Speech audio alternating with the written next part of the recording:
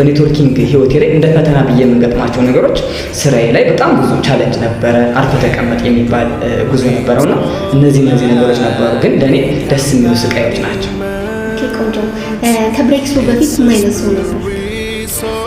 ከብሬክስሩ በፊት የምር አንዱና ዋናው ነገር ሁሌም የምናገረው ነገር አለ። ኢትዮጵያ ነኝ የምል አማራ ነኝ የምል ጎንደሬ ነኝ የምል በለሴ ነኝ የምል የሆነ ጎጥ ነኝ።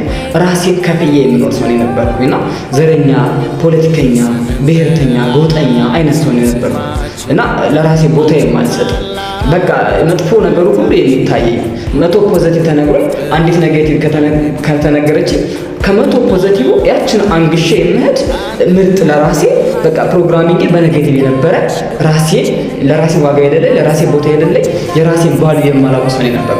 እውነት ነው። ከሀገር ውጭ ላሉ እህት ወንድሞች ከዚህ ካምፓኒ ጋር በምን መንገድ ቢሰሩ ትመክራቸዋለህ? በምን ወይ ቢሰሩ ይለወጣል ትላለህ? ቆንጆ። ከሀገር ውጭም ከሀገር ውስጥም ላሉ እህቶች ወንድሞች መጀመሪያ ለመስራት ለመለወጥ ያሉበት ላይፍ ሊቆሰቁሳቸው ይገባል።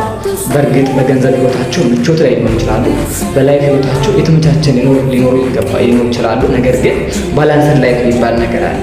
በገቢ ህይወት፣ በእውቀት ህይወት፣ በጤና ህይወት፣ በማህበራዊ ህይወት በእያንዳንዱ ዘርፎቻችን ላይ ባላንስድ እስካልሆነ ድረስ የተስተካከለ ባላንስድ ህይወት ለመኖር ከወሰኑ የትም ቦታ ላይ በማንኛውም ጊዜ ሰርቶ መለወጥ ሰርቶ ማሳካት ስለሚችሉ መጀመሪያ ያሉበትን የወጣትነት ጊዜ ያሉበትን ህይወት በደንብ ተረድተው ዓለም ሀገሬ ነው ብለው አስበው መስራት እንደሚችሉ የምር ፈጣሪ ፖቴንሻሉን ሰጥቷቸዋል። ፖቴንሻሉን ሰጥቶናል። መጠቀም ደግሞ የኛ ምርጫ ናት። የትም ቦታ አለው ብሎ ማሰብ አይቻልም። ሁሉም ቦታ ላይ መስራት እንደሚቻል ነው። ስለዚህ ቦታ አይገድበው፣ ጊዜ አይገድበው፣ ስራም አይገድበው። ከሚሰሩ ስራም በተጨማሪ መስራት ስለሚቻል ማንኛውም ሰው ይሰራው ላይ አብሮ መስራት ይችላሉ ብዬ ነው የማስበው። በጣም አሪፍ። ስራው ማን ይስራው?